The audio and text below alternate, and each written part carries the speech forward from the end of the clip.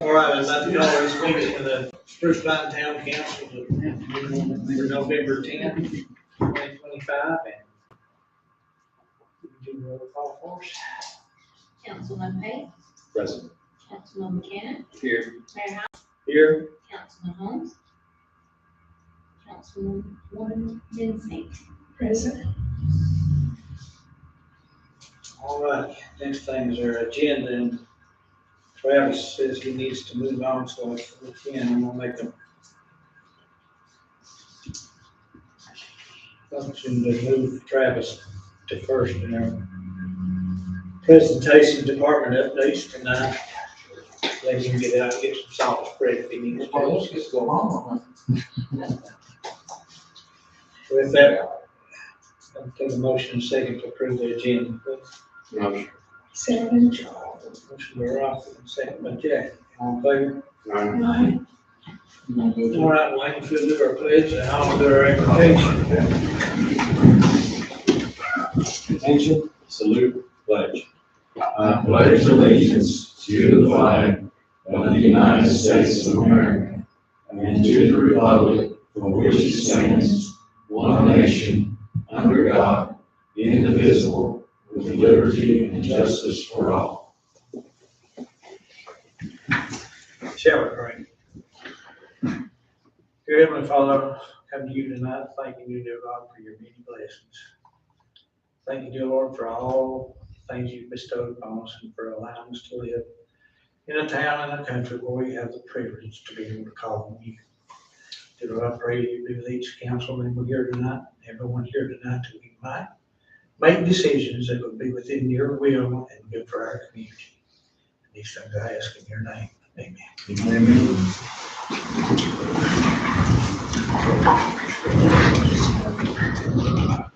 All right, got for your minutes from our October 27th meeting.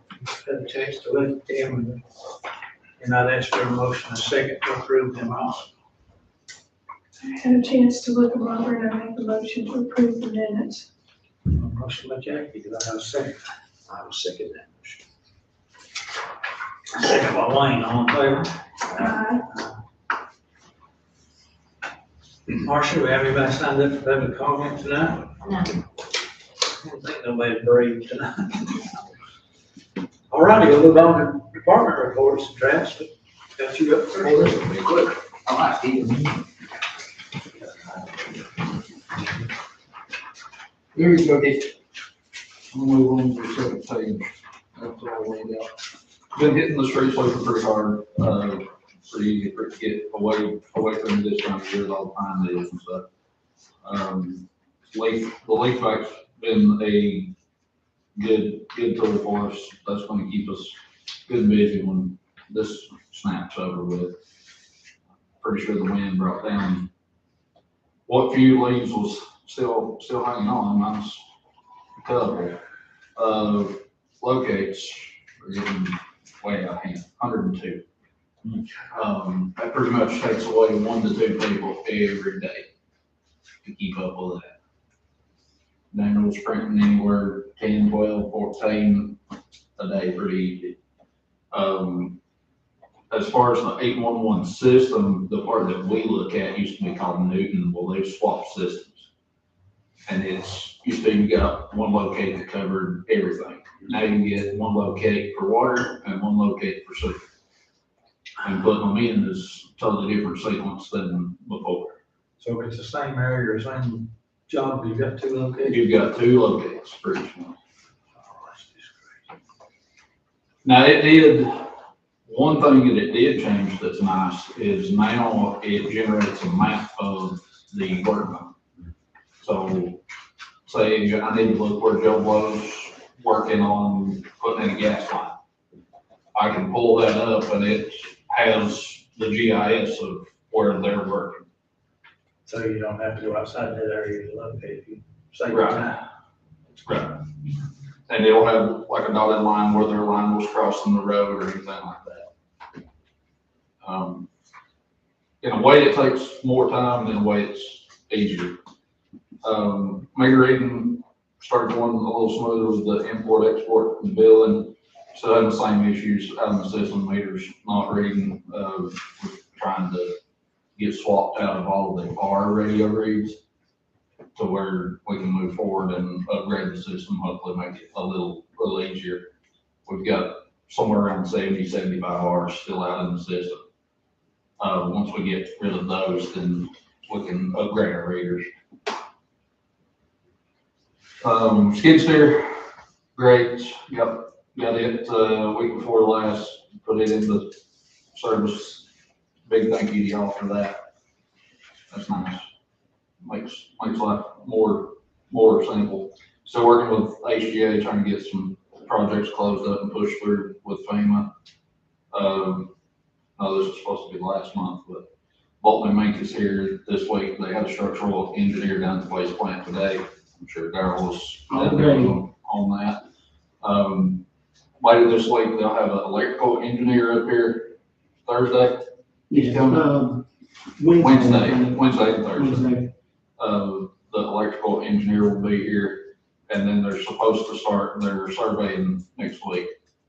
All of this wraps up into what they're putting together for the cost analysis versus rebuild, replace for the wastewater treatment plant. When they're done with that, correct me if I'm wrong, Daniel, but they'll push it to FEMA with recommendation for one way or the other. That's right. I had lunch with that engineer today, Jason, and he was saying that he has a thing about floodplains, which we all do now, that he's gonna push much harder on the replacement than versus the replacement or repairment, to get it up out of the floodplain, which is what needs to happen. Is FEMA balking on mitigation now? No, this is just the first steps to tell them which direction to go.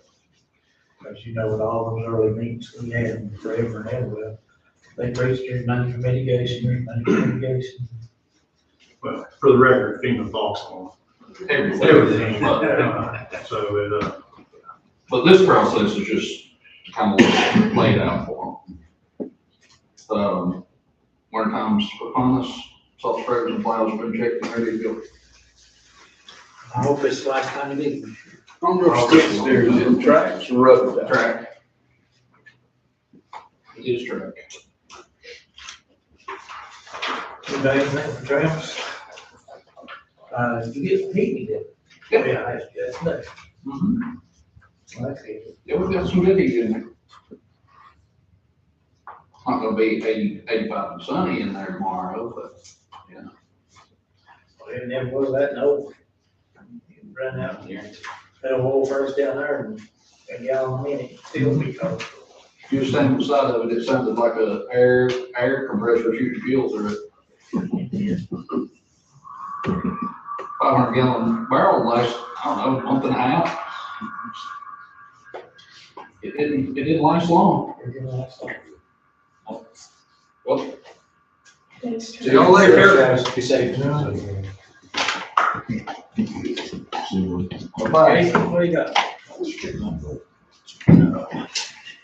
This is the last time you guys will get me, Marshall. I know, Billy, Jackie, on my missions.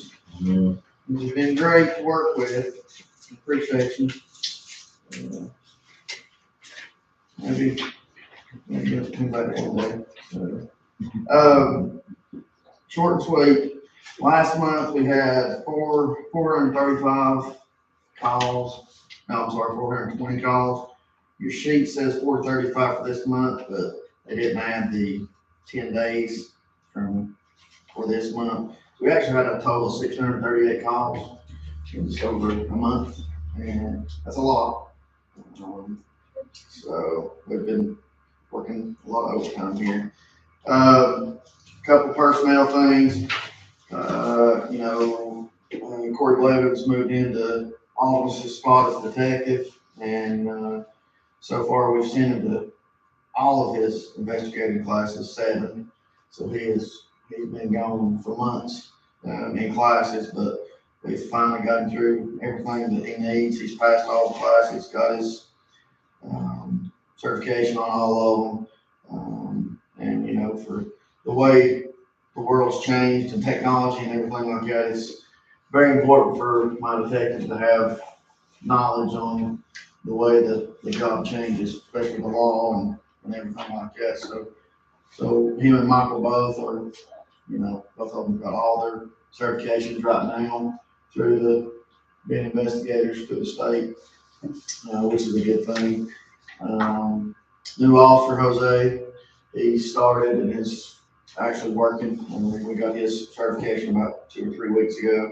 So he's on the road riding, not by himself, but he's riding and learning really quick. He's got thrown into some fire here lately in the last 2 weeks, but that's the only way you learn in this job, is to get in it and do it.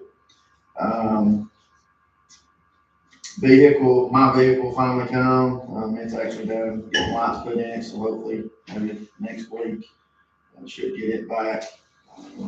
So thank you for that. And the last thing is letting the town know we have our shop with cop on December 15th. I know the town, annually, they usually support us, donating some money, so hopefully we can do that again this year. And also letting us know that if you can volunteer, it'd be a great thing for you guys to come out and look and see what it's all about, what we do. It's a good cause. It's a good interaction for my guys anyway, and the kids in the community. I think it's a great way for us to get together and let the kids see us in a different manner. And plus the kids love it. I mean, it's a full day of, they bring them out, we go to Walmart, they shop, and then I have it catered back at the fire department, and then they get all the gifts, and they eat, and then they get to go home, parents pick them up. So, but that day's December 15th, so if you don't have anything on your calendar that day, there's actually going to be a volunteer sheet that you'll have to fill out if you want to do it. We got to check, make sure whoever volunteers, they're legit. So anybody there that's supposed to be there. But other than that, I think that's everything. Any questions?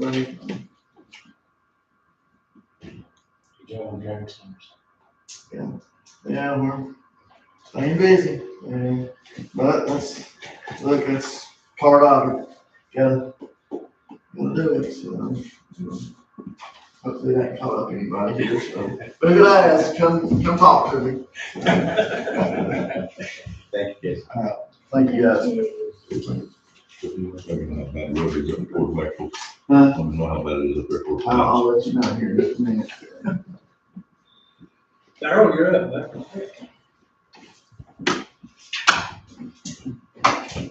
Okay, well, I'd say the water plant's running pretty good. I think the 17th, I went up to the 74 last month.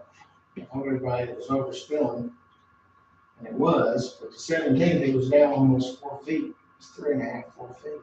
I was at around 22nd. And, as I was coming back out, we noticed we found a leak on that raw water. Travis went and fixed it, and we went up the 30th, and it was overspilling all the way across.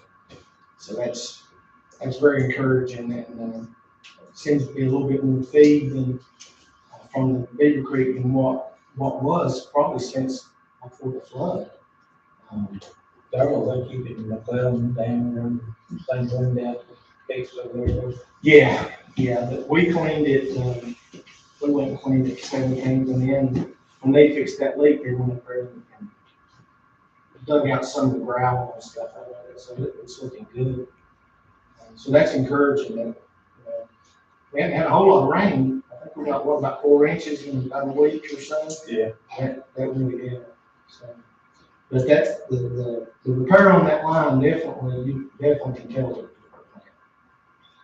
It's a possibility if we didn't see it not coming from the ground for a long time. Well, prior to the flood, there was a washout there right at the gate right above the falls. And it was repaired.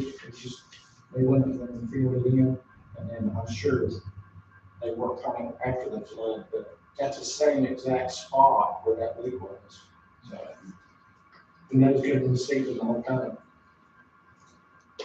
There's no way of knowing. Nah, there's not. But, so that, you know, I've talked to the water plant guys, and Tony seems to think that there's definitely more water coming in from Beaver Creek now than there was, so.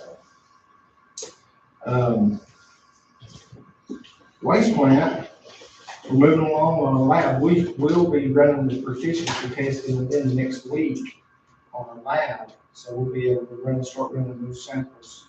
Once we get acceptable results, we'll be able to start running those in-house. Once again, I'm still waiting on 1 liter of ammonia meter, and it's in back order, pushed out.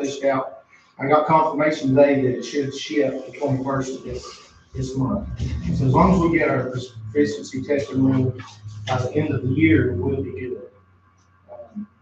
I talked to the state lab auditor, and he indicated even if we don't get it run, something happened, we don't get it run by the end of the year, that we wouldn't necessarily be decertified, but they would just drop it on the perimeter, and then when we do get it ran and it's an acceptable result, they'll just add it back. So they're being fairly lenient on this, so that's good. They understand what we're up against. So that's, you know, getting the lab running is very important. I appreciate Daniel helping me on some of these purchases that we've had to make.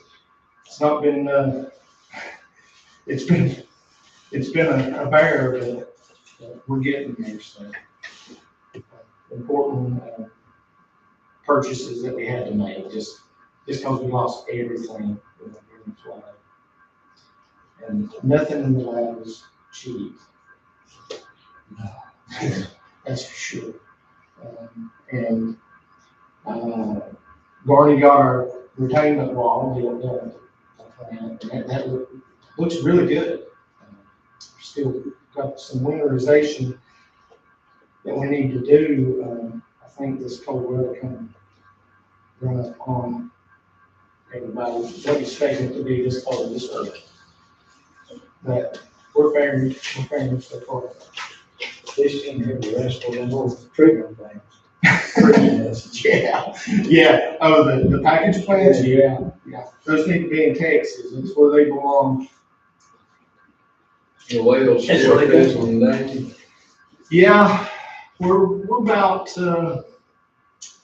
we're getting about 100 gallons a minute out of the number 2 and about 130. I told you wrong the other day, but we're getting about 130 out of number 1. And so when we first got the well 2 drilled online, we were getting like 240 gallon a minute. And we've had to back it off because of the complaints of air. Yeah, those might been better than all that is. Yeah, I knew that you had mentioned Travis talked to me about it. I just can't understand how that is coming all the way around to where you're at. I don't either, but, you know, I feel uncomfortable. Yeah. That's what's that. I don't understand how it can. You think I fed off the water here, but Roger Street's fed off my car. Yeah. And I don't know how it is either, but it sure is. And times it takes 15, 20 seconds. Yeah. So, you know, we're down to about, like I say, total both of them about 230 a minute. But we're backing them down on the VFWs to slow the speed down. Trying to possibly reduce that effect. They bound to can take or something. Yeah, I think, you can correct me if I'm wrong, but before the flood, what they talked about maybe lowering those pumps. It might have been long.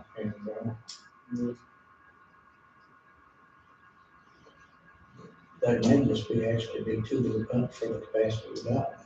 Yeah, I think number 2 definitely is probably too big, but I guess you know, the next steps are to verify the static water level in the wells. It's on the next step to see. Well, these upgrades to our system, looks like, I think maybe in another year or so, it'll be less dependent on them. Yeah. Maybe that'll be a backup, so. Right, well, you know, we're having to pull on pretty hard. We're trying to limit the run time to 12 hours. 12 hours run, 12 hours recharge. And we're hitting that most of the time. Anybody else in there? They're all right. Thank you. Thank you. Y'all have a good evening. Be safe going on. All right, finance.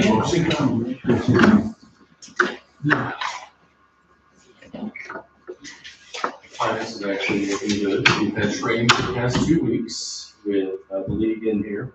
And we actually have Cindy from the league in here today, and she'll be back Wednesday, helping us bridge the gap between when Christy left and when I actually took the position. We had some reconciliations to be cleaned up from September and October, just kind of leftovers. And we have started implementing different processes to speed up and reduce the amount of man hours we have to spend on actually generating things like tax bills or payroll, or even today reports that need to be sent off to the state of North Carolina. So all in all, things are looking good. We've learned a lot from the league and they work with them. Daniel and I will be off in training next week at the UNC School of Government, Monday through Thursday. And everything's progressing as it should.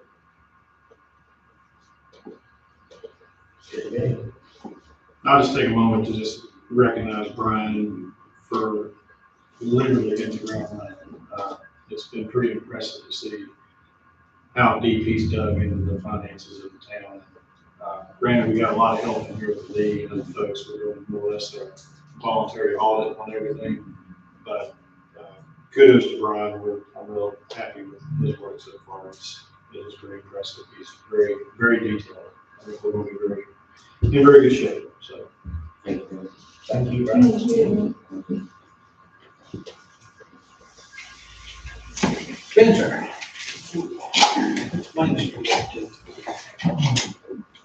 Well, as you know, it's our slow season. We're trying to do more than we usually do.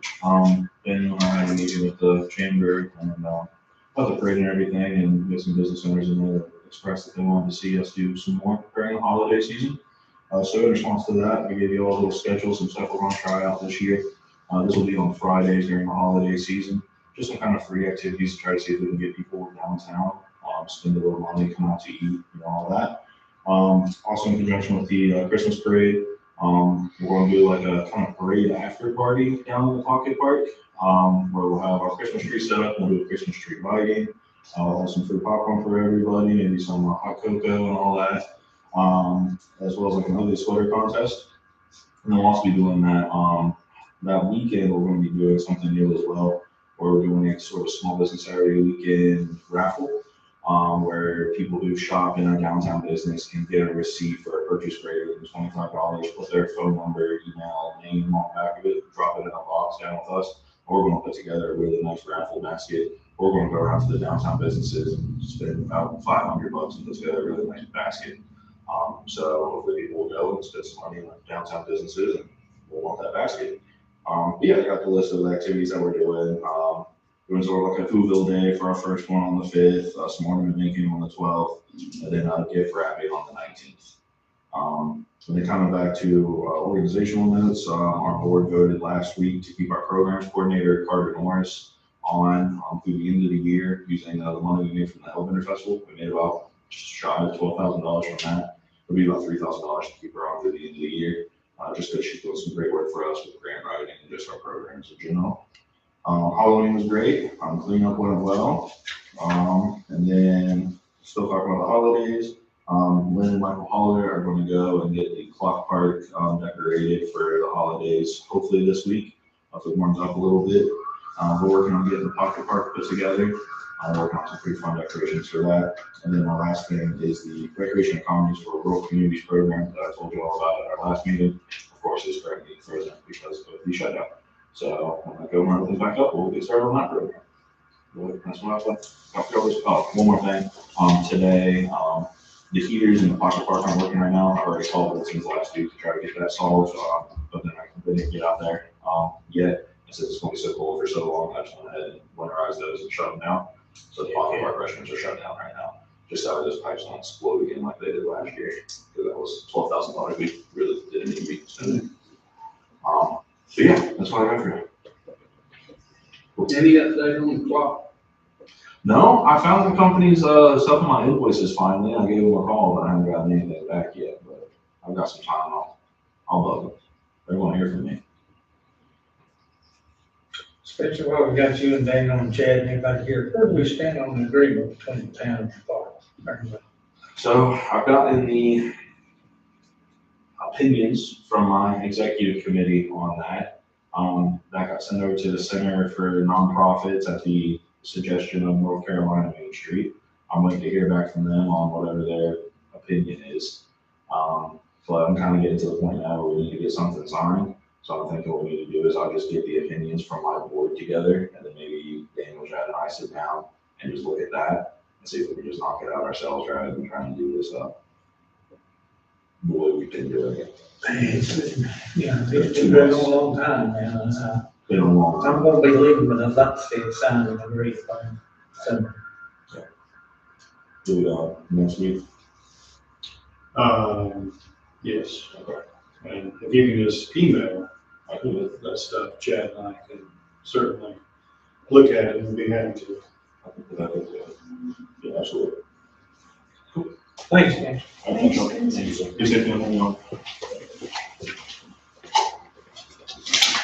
Mike, what you got, man?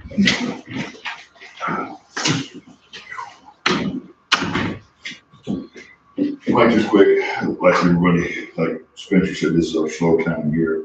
Our biggest thing we're gonna have to deal with has been leaves and brush piles and pine needles there at the park. And after this wind that come through yesterday, it looks like we might even touched it again. So we've been working on that. Actually got on the walking trail and blew the walking trail off just to kind of keep it for people slipping and sliding on the wet leaves because we had all that rain.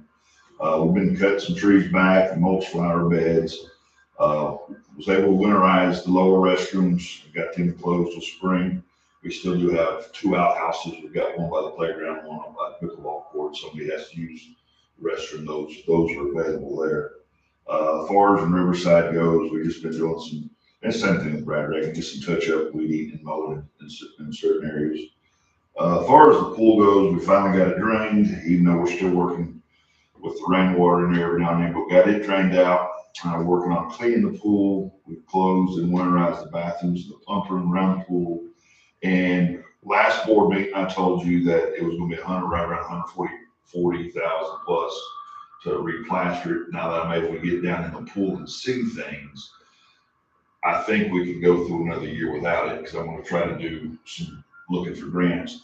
So me and Daniel was talking about see what we can do about painting.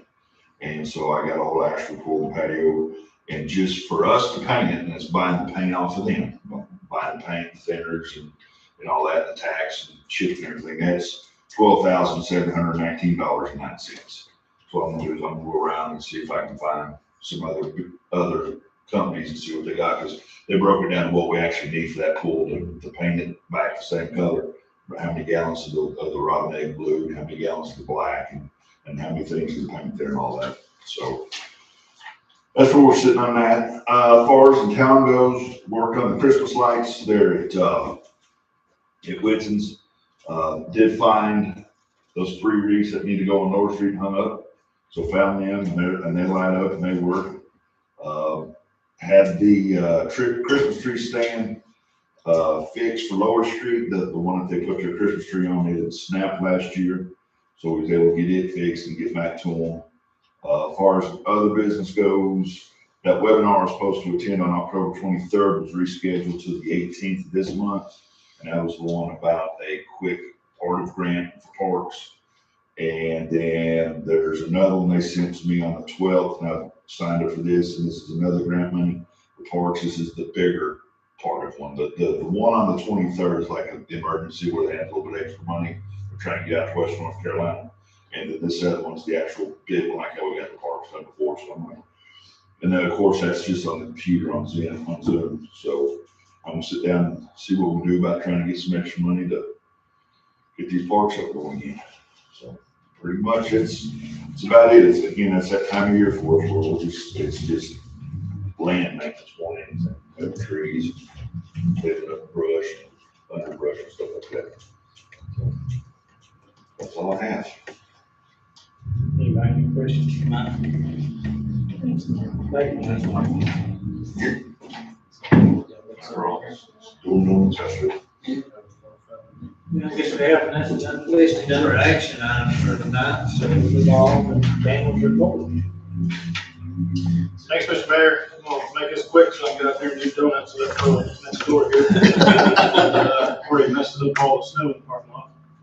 I don't have a great deal of updates. I do have good updates. Small business grant that we applied for downtown. We did get a $1 million grant to redo Amethyst Alleyway. So we'll be putting in a new storm system.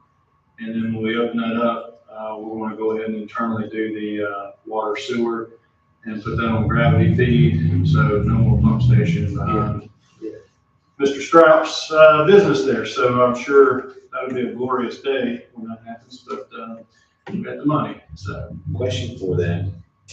Will we give all of those buildings, as you know, have got underground basements that are underneath the house. Will we give the owners of those buildings any time at all to park the outside or seal up the outside of those while we're in there? We can, I mean, honestly, I don't know the extent, but we're going to obviously remove the asphalt, right?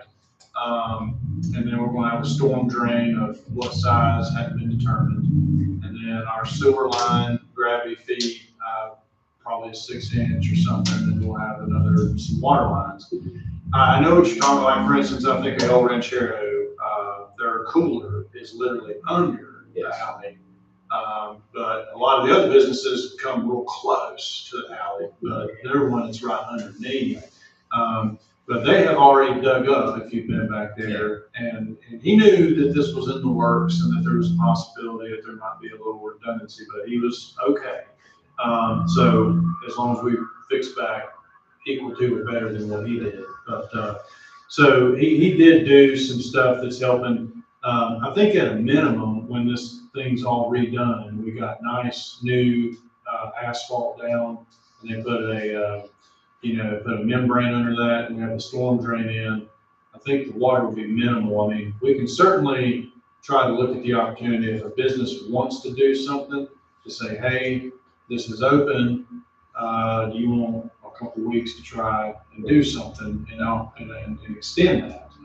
That's a question that I've been getting. There's some of them are working on sealing some of those off and trying to isolate them because they've got leak issues. Right. And then along with that, they've got more mildew issues supposed to be more than what they had before. Yeah. And so I've been getting that question from a couple of different ones down there saying, are we going to get the chance while it's tore up anyway? Yeah. Do it on our own dime, but can we go ahead and seal that up? And we can do it like, Mr. Stroud, that'd be a prime opportunity because there's about 6-7 feet of non-alleyway between back his building and the alley. So if he wanted to go back over the excavator, he could, do it, but he's got the pump to contend with, the tank, there's a few things. So those obstacles will at least be out of his way. But then as you go on down, there's some who've got wet wells behind their buildings that evidently are not having any issues. That's Zam's building. And I talked to him and he said, we've never had an issue. We had a wet well back there and it works. And that's pretty cool. But then you got El Ranchero, that literally their cooler's under the alley. So we can certainly, ask the questions, make sure and offer the opportunities when the time comes. I don't think that'd be a problem at all. So there's that. They just did the announcement. We're obviously just now getting into the nuts and bolts of that. So it'll probably be spring next year or so before we see any, real movement on that. But other things is, the EDA grant is probably the other big one we've got hanging out there right now. I was told we should know something this month about those grant announcements, and that's for the above-ground storage tanks for mainly the Grassy Creek area. An extra storage tank up here on Rogers, and then a brand-new storage tank out at the new Mountain Community Health property. I have met and spent a good amount of time with them. They do have their site, for the most part, subdivided up with their locked-in tenants for their phase one. And we've got our dedicated spot up on the high ridge at about 2,860 feet for the water tank site up there for hopefully, and with prayer, we get this grant and it comes sooner than later. But worst case scenario, we've got the site secured. So we've worked through that. Next month, I just want to put a couple of heads ups out there. I'm going to be sending the if you recall, we did the pay study. With the pay study, we did the personnel policy update, and we did a few other things that went along with that. We adopted the pay study, but we held off on personnel policy. Chad and I's discussions, it'd be nice to start the new year with the updated personnel policy. So I'm going to send that out next week via email to council, just so you've got time to read through that policy, because that wasn't really in the other. And just for knowledge, given that the meeting that it's fallen on, I will share it with our incoming council members as well, just so they have a heads up about it. So that's coming. Other thing just to be thinking about for that meeting is much like November, Thanksgiving week, the second meeting falls on the week of Christmas, the 22nd. So the council members who will be here might want to be thinking on what we want to do with that and make a decision on that December 8th meeting. Of course, FEMA, FEMA is everything from what we gave you updates on last month. We are making a lot of progress on the final contracts, the final little bits and pieces of paperwork. And then we're really into these real big projects now. So once all these engineering service things are wrapped up, we can start seeing where FEMA is going to stand. So I'm really hoping by the first of the year we can have some really good ways ahead on what the spring will look like when we get back into some real construction time and see what we can break ground on. So I'm really optimistic that next year is going to be a really good year, I think, if we keep on the success path that we're on. So we're going to see a lot of activity. Just a reminder about the Christmas parade. If you know businesses, know people, sign up. The chamber put out a nice little form. It's on social media. It's on their website. For council, I did reserve a float. It is a professional float. As you know, I went down and decorated a float for July 4th, and I thought it turned out pretty nice personally. Of course, I'm going to be biased because I decorated it. But to eliminate tying up equipment and doing those kinds of things, the chamber secured a float company, and we had a little funding there in the council's miscellaneous budget. This will be towed by the company, so you'll just show up to the parade, you'll just get on the float, look really good, hop off, and then it'll go right back to its home. So easy peasy there. And then another little thing, obviously Christmas light decorations have started. Those will be carrying on. Wixom's is supposed to pick up this week and finish them. They may be off to a rough start with the weather, but the lower street light that I'm sure some of you have seen has been hit. It was a hit and run. We've tried to find footage, trying to see if we can't pin a car. So far unsuccessful, but that has been recorded at Duke. It is a Duke Energy pole. I've expedited it as hard as I can, being the squeaky wheel, trying to get it fixed, just so we can put one of those nice new fancy reeds we put on it that we bought apparently 2 years ago. But worst case scenario, we'll have two of them. So anyway, but that light didn't get hit. The globe's knocked off. It is dead. There's obviously no live wire in it, but that's all I have. If there's not any questions, I'm happy to answer any that there are. One thing I have I've received a question in one neighborhood about when were we gonna be, I'm sure it depends on FEMA, being able to clean up around some of these sewer pump stations and re-fence them and get them looking decent again. Yeah, hopefully soon. Those are still pending FEMA dollars. I think we have two that have been obligated. And with FEMA, what we're really trying to get to at least is, where they'll obligate the funds, which pretty much means they guarantee the money to us. And we do have the, state flow-through dollar loans. We have all that money and we've just banked it. But at the same time, we're just trying to be extremely conservative because when these big projects break out, we're gonna have to float these projects too. So Tyson's trying to get some of these projects on 428 grants which means they just give us the money for them. And then we don't have to have a reimbursement on it. So he's done a couple of versions on those.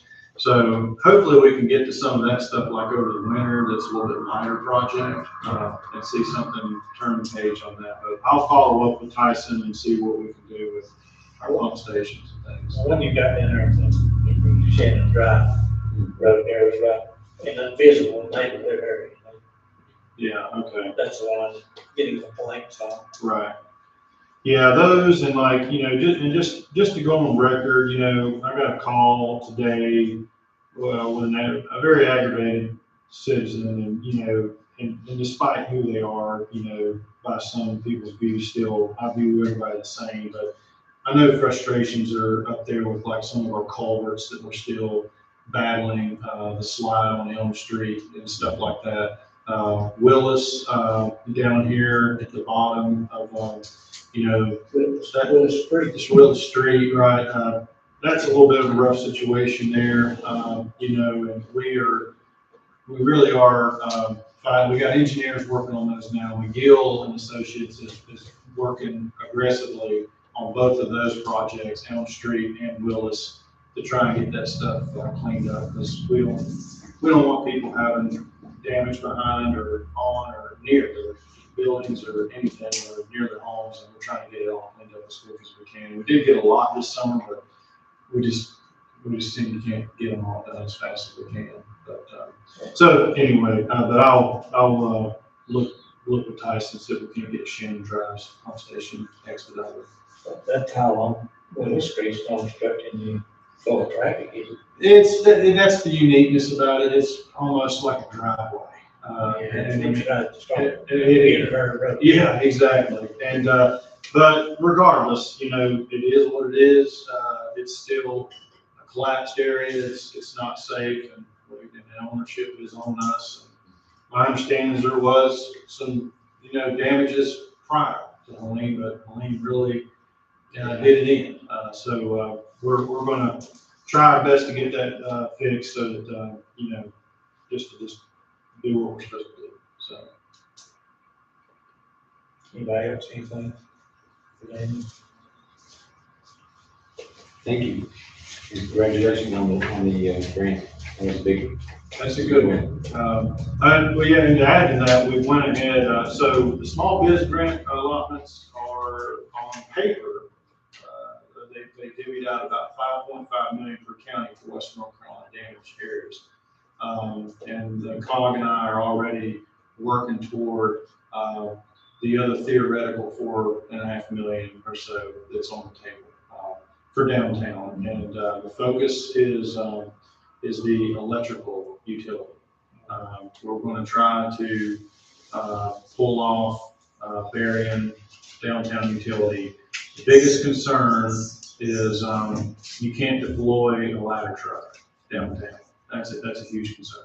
If we had we've already had a fire in Spruce Pine, and it was quite heavy, hard to deal with because a lot to do. They couldn't get above the building to extinguish the fires.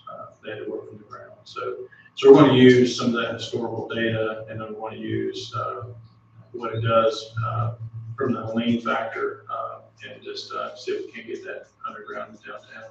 If it helps any, you can just barely find anybody with a crane service that will lift AC units that may have been damaged during the storm, roofing materials, manhandle them. If you get in on the alley, it's even closer. So yeah, any kind of construction upfit that we want to do downtown, Right. seriously hindered by high power wires. Yeah. That are right on the buildings. Yeah, you're exactly right. The Sudoku project, that's a conversation of concern. Like, we got a demo project, or really trying to figure out how we get under these utilities. So yeah, it is a challenge, and boy, how nice it would look. So, you know, but anyway, that's the next big, that's what we're trying to go after. And then obviously, there's also opportunity when they do open streets up, that if we have any other utility upgrades we need to do. Obviously, we're in the plumbing business, we can make any upgrades we need to do. So, yeah. Is Wilco still planning to follow through with her? I don't, I haven't heard them not. And I think that is still the intention. I think they still plan on doing it. I think they just are trying to figure out, you know, their final plans. The separation of their building from the El Ranchero building is, I would rather it be somebody other than me trying to separate those two buildings, I would tell you. But I know it can be done. I mean, obviously anything can be done. They do have some grace that there is an already natural separation where they won't come into the next building, but they're still going to have to do some pickaxing and not wrecking ball. So it'll be a strategic removal. So. That's about the same thing they had to go through there, they changed for the bucket park, is not even know that building was burnt, the wall was still standing against the window there. Good job. Anybody else, mayor, any council members, or anything we need to discuss? All right, then, I'll take a motion to adjourn. Motion to adjourn. Adjourn. What's the time to do You shouldn't sound so happy about that. Well, I'm not really happy about that. Little bittersweet, yeah. Where you dart out, the minutes here.